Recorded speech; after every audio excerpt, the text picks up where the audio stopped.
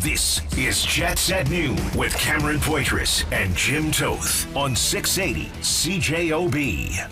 We want to get that first seed. It's, just from a home ice standpoint, it's huge. We love playing in front of this crowd, and kind of the way it's shaping out, it seems like that matchup between the 2-3, it's going to be a really good team getting bumped in the first round. So, we're focused here to play the best hockey we can, and we'll let the results take care of itself.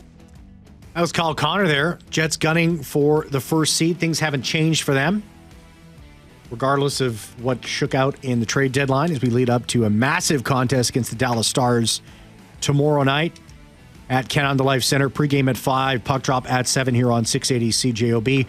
Jets at Noon is brought to you by Washer Method Car Wash, 690 St. Anne's Road. VIP take on the text line.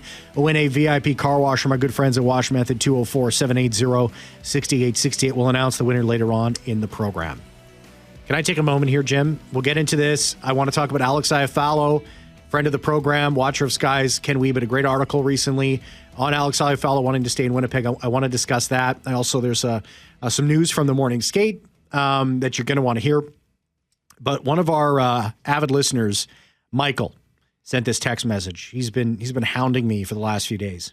He says, "Hi, Cam and Jim. Michael here. Just a friendly reminder to please read my poem if you have time. Doesn't need to be on the radio. It's my attempt to win the VIP car wash. I sent it in a couple days ago, as you know, for the 79th anniversary of CJOB, and especially because of you both.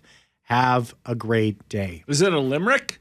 Can we read it on the air? Well, or is it a haiku? It's a poem. It's a poem. Yeah. Okay. Here it is, and I'll read it, and I'll try to wrap it out a little bit. Luke Schenn is exactly the defensive depth the Jets need come playoff time. He hits hard, makes good reads, and uses his stick effectively. His on-ice intimidation by how he clears the front of the net is also a needed, gritty part of his game. And might I add that his veteran presence and winning experience will be invaluable in a 7-game grind of a series. Schenn coming to Winnipeg at this time when they are arguably playing the best hockey of their 2.0 history is just perfect. He will help Winnipeg get over the playoff hump. How's my beat? It's beautiful, man. Yeah. I was just typing it out so I'd remember it. Thank you. But I guess I could just copy and paste it. You could. Yeah, you could. That was, the only better poem I've ever heard was in junior high when we had to read and write haikus in English. I think it was English 30 or English 20. And a friend of mine stood up and said, and forgive me if I misquote, but it was speaking about a woman that he had met. And now keep in mind, we're in the 8th grade. Yeah. But he said, she was a fast machine. She kept her motor clean. She was the best damn woman that I had ever seen. Oh, those guys are poets. Yeah. And I was like, from Australia via Scotland. Those guys are poets. Where did you meet this woman? Yeah, I got to know. We're in the 8th grade. Was it in the lunchroom? What's going on? So, Michael, there you go. There's your poem. Attaboy, Michael. Thank you. Great stuff. Poetry is a lost art. It is. And it doesn't need to rhyme. It doesn't need to rhyme. It does not need to rhyme. It does not need to rhyme. Yeah, Charles Bukowski taught me that. It does not need to rhyme. It's got to come from the soul. So thanks for that, Michael. And I told you I'd read that on air. So this from the practice this morning. And you shook me all night long is, I believe, how it went. Yeah. Beautiful. Well done. Who stole the cookie from the cookie jar? Who, me? Yes, you. Couldn't be. Then who? It's a great poem, too. Kelly put this out there on X. 21 skaters and both goalies on the ice for Jets practice this morning. Neil Pionk and Nikolai Ehlers are not with the group. We were told yesterday it was maintenance 24 hours ago. Murat Atesh also saying Cole Perfetti is practicing on PP1 in Ehlers' spot. Colin Miller is in Neil Pionk's spot at PP2. So it was maintenance yesterday. Don't expect that to change, but if something does change, just stay tuned here for on Jets Noon, and we will update. We'll update you on that. Now, as I just previously mentioned, a friend of the program, watcher of Skies. He's big into forming clouds. Ken Wiebe of the Freep. had great reporting on this. In a recent article, his piece centered around Alex Iafallo wanting to stay. His camp was in touch with the Jets during the break for the Four Nations face-off, and the two sides are continuing to work on a deal that would extend his time with the organization. He is a UFA. This year, he's being paid $4 million AAV. Iafallo, in the article written by Ken Wiebe, says they're trying to figure something out, which is good, end quote. I think it is good. Yeah. And look, what are your thoughts on this, Jim? I don't think he's going to stay at 4 per. Yes. Even with the cap going up. But I think there's a marriage here. And I think it's because there's a couple things here, but Cam, as much as we begin and start trade deadlines and free agency with, you have to remember players do not think Winnipeg is a destination. Mm-hmm. He's a player that wants to be here. He likes it here. He's a player that came here in a trade and has since liked it. From Los Angeles, where he was, where that was the only team he played for. As the cult sang, from Los Angeles. He came from the City of Angels, but he is from Eden, New York. Yeah. He's got a great set of parents because they raised him on 80s hair metal, and that's why his goal song is from Poison. That's right, yeah. That right there is sign him long term, in my opinion. But he's 31 years old. He's got 22 points in 66 games, and he's one of those rare people that I know people are saying he's a fourth liner because that's where he plays. Yeah. But he's one of those rare players that plays both specialty teams and on the fourth line. So in my mind, he's a third liner. He's a third liner who has a little bit more. So when they say they're trying to work things out, it makes me think of Matthew Perreault, 3 years, $9 million, $3 million per. Yeah. It might be 3.5 if the cap's going up. Are you okay with 4? Like if he did the Nito Niederreiter and said, I don't need a raise, just give me some term. I think he's at 3 because Vladislav Nemestikov just signed a 2-year extension at 3. And I don't think you're going to give Alex Iafallo more than you just gave to Vladislav Nemestikov. So I'll give him 3.5. Yeah. If you can get him on a 3-year deal or 4-year deal at 3.5, I think you know what you're going to get from Alex Iafallo. Absolutely. 31 years old, night in, night out. He's like Nito Niederreiter, he's like Nemestikov. Yes. You need guys like that on your team. And so no ego, will go up and down the lineup, have the ability to do it.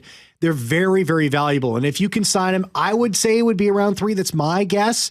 But at 3.5, I'm not going to say, oh, man, we can't do that, Alex, for another $500,000. Well, Nemestikov I think you make it work. Yeah. Nemestikov might have gone, I'm a second line center and you're giving me $3 million. But this is my point. He wants to be here, Nemestikov. That's right. Alex, like Nemestikov could have gone, well, I'm going into free agency as a second line center. Now, I maybe know I'm not a second line center on most teams, but I'll take my chances on the open market and get $4 million. Yeah. For 2 years. But he got, so I think Alex Iafallo is the same now. A lot of people out there, and I agree, will say like the fourth liner, like we can, look, he's more than a fourth liner. He can move up and down your lineup. And if we see any injuries, we're going to see it. He's going to go up to the second line or whatever. He's been in the top line, I believe, for a game, or at least they pushed somebody to the top line and brought him in the top 6. He's that versatile. He's good at penalty killing. He's good on the second power play unit. He's one of the reasons I believe the second power play unit has had so much success this year. And you know what you're going to get from him. But it begins and ends, much like it does at the trade deadline and in the offseason too. So you have all these intangibles, but hey, do you want to be here?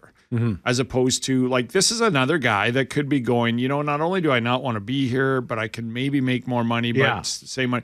But in my opinion, if I can get, look, you don't think Paul Maurice knows how good of a fourth liner Alex Iafallo would be? And tax-free in Florida, and a guy, you might not get 4 from us, but we'll give you a 2-year, $3 million. So my point to this is, if he wants to be here, which he does, he's very unassuming. He's got zero ego. He loves the outdoors, and he loves this area. He's much just like Connor Hellebuck. He likes going fishing all the time and hunting. I saw the profile Sarah Orlesky did from Jets content producing on him and how much he just loves and this area and being on the water and the lake. He's an outdoorsman. Like, he goes outside every single day after practice. So I think that there's the marriage, right? Like, it begins and ends with, do you want to be here? Well, for the right price, I don't think, no, I do want to be here. I like it here. I like my role, and I like the Jets, and I like living in Winnipeg. That goes a long way, right? Yeah, a Swiss Army knife like him, you want to keep these guys because they're a big part of why the Jets have had such success following him being acquired and landing here in Winnipeg has been the depth that he's added. Working something out is... Yeah, and going where he ends up now. They're working something out. We don't know what's going to happen here, but this is a guy you take a real hard look at, and you decide if, hey, do we want to keep Alex Iafallo on this team? And I think, unless the number is, too much, like I think 5 is too much. Oh yeah. I think 4.5 is too much. Yeah, I think that's too much too. And I think 4 is too much. I shouldn't say that. If he's making 4 and the cap goes up, they want to give him a raise. But he's one of those guys that, even by signing him, like Niederreiter in midseason or Nemestikov midseason, it just helps Kevin Cheveldayoff in the summer. Mm-hmm. You don't have to go, well, can I afford to go an extra mil for Velarde? Can I afford to can I start negotiations with Kyle Connor because I'm doing it a year early? Yeah, and do I have Velarde, to kick him an extra $500 a year to do it a year early and make sure I lock him up? I don't have to worry about but I also got, what does Iafallo want? Like, if you can clear this up, and again, I'm a big believer in, if you know what a player's going to give you night in and night out, and it's reasonable, then you do it. Jake Evans in Montreal. Yeah. 4 years. So I do this if it's reasonable stuff. Now, at 4, he might get 4.2. Like, he might go, just help me with the taxes. Yeah. And give me a bit of a bump. I'm okay with that. Yeah. We'll see what happens here, but it's definitely something to keep on your radar. 680 CJOB. Well, apparently I read the wrong poem for Michael. So I'm going to read the real poem. Well, apparently Andrew McDonald didn't write that poem. He didn't write? Oh, that's shocking. I'm I going to read you the real poem from Michael just on the other side here. Andrew plagiarized something. My friend, I trusted. Stole it. Like the most famous song, most popular song of all time. I apologize. I'm embarrassed. Good. At noon with Cameron Poitras and Jim Toth on 680 CJOB. Well, Michael says, hi, this is my actual poem. Thanks for reading my message about Luke Schenn. That was super nice. Okay, here it is. Cam and Jim on Jets at noon. Cam and Jim, they could be a cartoon. Awesome looking they would be. Yes, even cooler in 3D. Their opinions, they stand true, just like the rest of the CJOB crew. Congratulations today. We celebrated our birthday, my little asterisk. 79 years on the radio strong. Not yet for your show, Cam and Jim, but don't worry, it won't be long. Yeah, well, you'll be doing this one from the grave. What are you going to be, like 200 at that point, Jim? Well, the rest of the world, that's toddler, true. So I have to. The best of the world, that's true. Now, receive the praise which you are due. Sincerely, Michael. That is a better poem. Thanks for sending that. Now, that's a poem. It rhymed. Yeah. Doesn't have to. They don't have to rhyme. But it's better if you do. Man, 79 years. What are we on? Is this year 3 or 4? I don't even keep track. Feels like 79. But I love it. We're going to talk Calgary. I have to live and work till I'm 150, so let's do it. Me too. If you got nothing else to do for the next 79 years, let's do it. We'll talk Flames. We'll talk Canucks. And how can we fix the no move clauses? We'll be right back. Jets at noon brought to you by Wash Method Car Wash, 690 St. Anne's Road. VIP take on the text line will win a VIP car wash from our good friends at Wash Method, 204-780-6868. We'll announce the winner later on in the program. Just some talk about re-signing Alex Iafallo. He's interested in staying with the Jets. His camp and the organization are trying to work on something. Something isn't imminent by any means from what Ken Wiebe has been reporting, but it's there's discussions going on, so that's always positive. Some thoughts from you guys, then we'll move on to our topic about fixing no movement clauses. Kyle texts the show. It says the Jets need to walk away from Iafallo. They need to throw a bag of money at Ehlers to stay. The second line will collapse without Ehlers, and there is no one in the system that is close to playing the second line next season. Easy to replace Iafallo, nearly impossible to replace Ehlers. That's from Kyle. Billy from St. James says Iafallo is Perreault 2.0, just needs to stay healthy. A great glue guy. From Todd, if it's between Iafallo and Appleton, then I think it's an easy decision, and I'm not against Appleton. And Brian says, he won't get a raise. Where does that put Appleton, Barron, and Tanev? None should get more than Nemestikov. If they're asking $4 million plus, let them go. Let Parker Ford from the Manitoba Moose have his shot. Yeah, Morgan Barron is an RFA at the end of this year at 26 at 1.35. So, is still under team control for 1 year, and I'm sure the organization will try and work something out. By all sense, they really highly value Morgan Barron. So we'll wait and see what happens. I like him at center. Yeah. Here's the issue, right? Like they can't, and again, this sounds like they can't. Nemestikov's done a really good job, in my opinion, at the second line center, but he's not an elite second line, high scoring center. But they have a plethora of fourth line centers. Like if Barron can play center and you got Kupari, and I think Kupari's on a trajectory to be more than a fourth line center. He could move up eventually. But between Barron, Gustafsson, and Kupari, who do you like more? Yeah, it's a tough call. Gustafsson's played really, really well this year. Yeah. Yeah, it's not that simple. I mean, this is a really good problem to have when it comes to your bottom six and your fourth liners. One other thing there. So Nick Ehlers is a point per game player, 57 points in 57 games, 21 goals.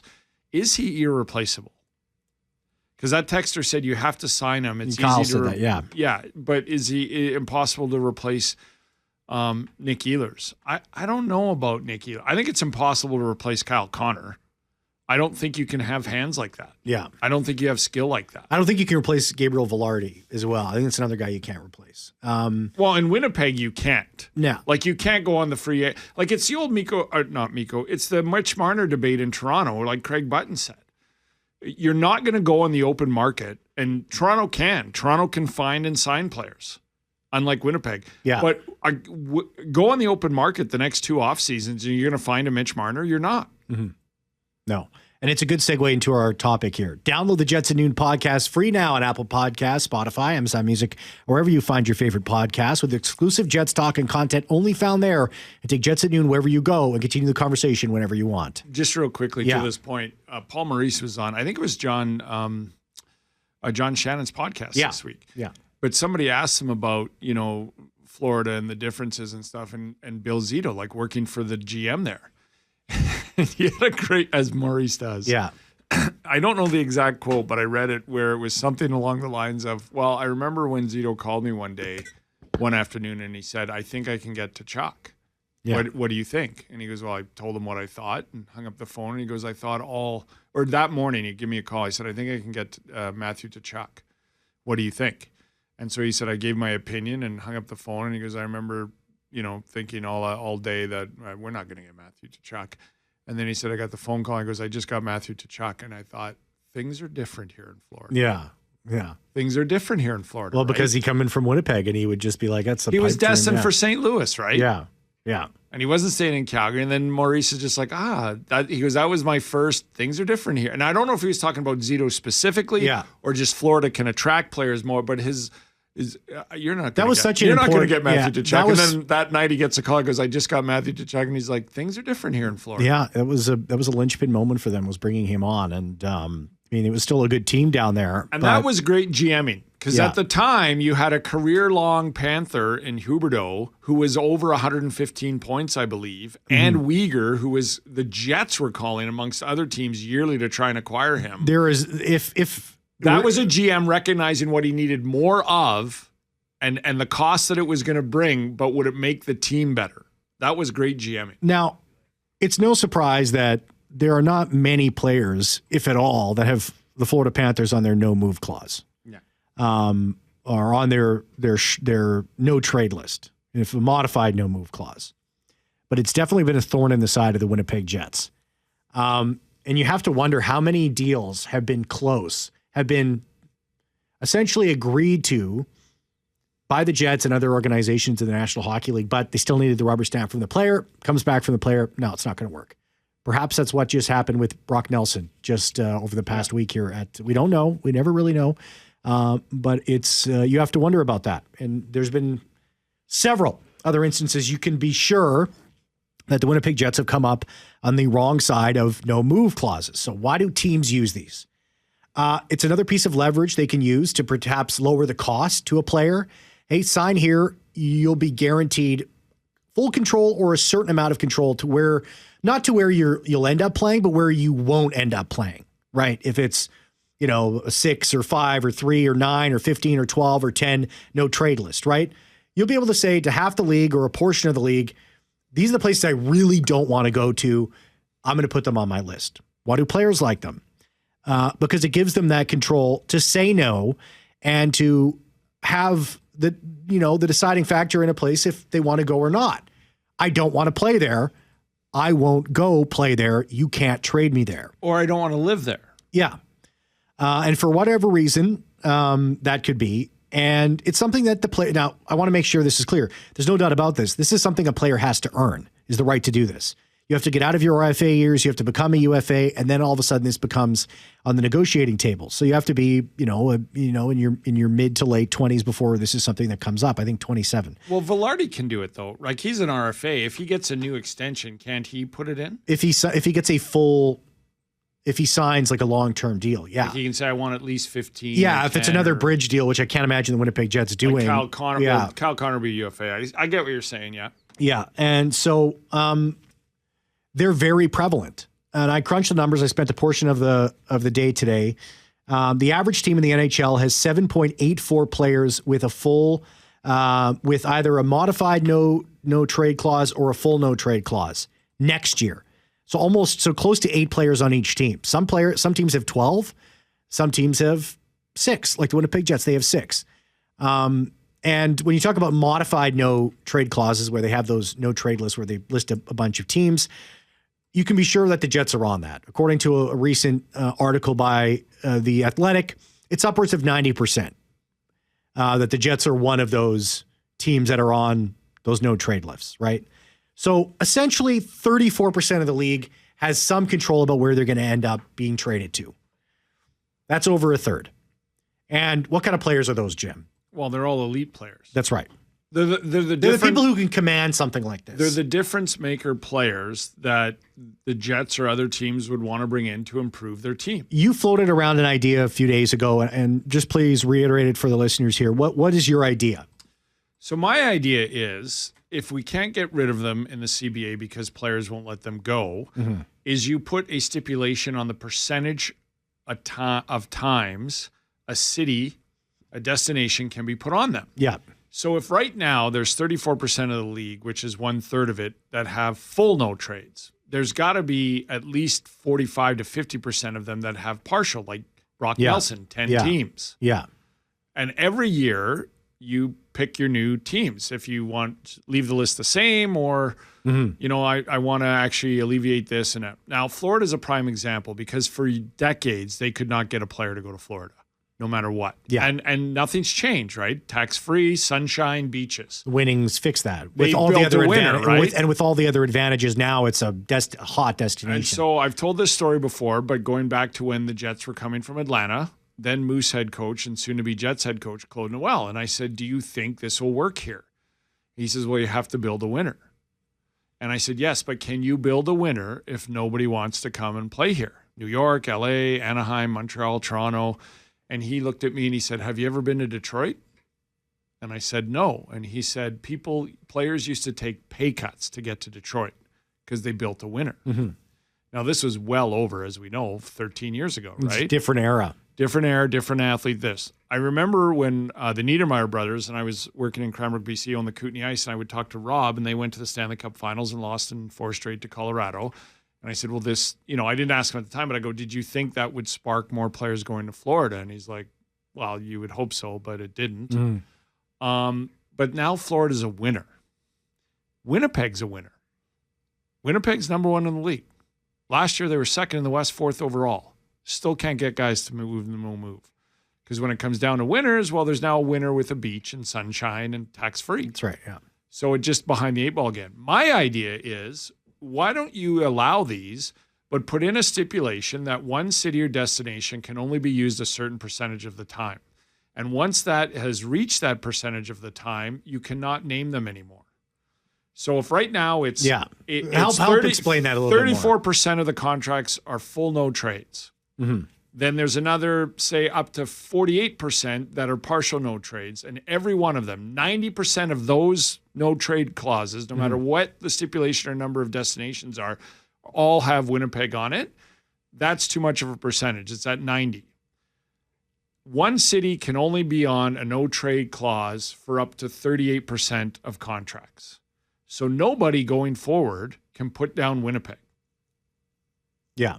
It might take a decade to get it back down to 38% of the no trades choose Winnipeg. What's going to happen real fast is 3 or 4 years from now, the only 10 teams you're allowed to put on your no trade is Florida, Vegas, Dallas, which nobody will. Yeah. And even if they do, because they have to put 10 teams on, they can always waive it if they want.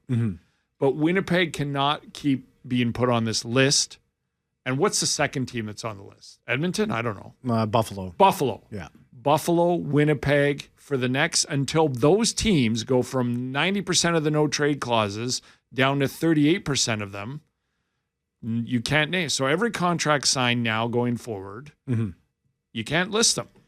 Hey, can I put 3 years from now, I got a new deal. I got 10-team no trade. Can I put Winnipeg on it? No, 58% of the contracts still are that. You got to be down to 38.